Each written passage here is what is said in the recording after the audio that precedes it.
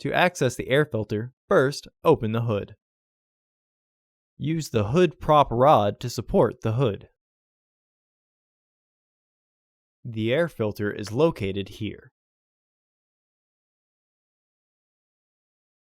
Remove the two fasteners securing the housing. Lift the housing and remove the old filter. Remove any debris in the housing.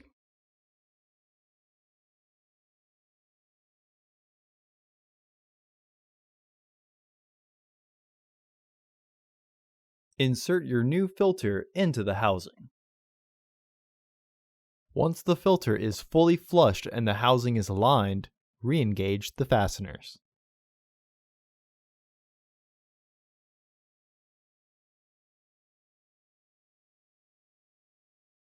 Remove the hood prop rod and close the hood.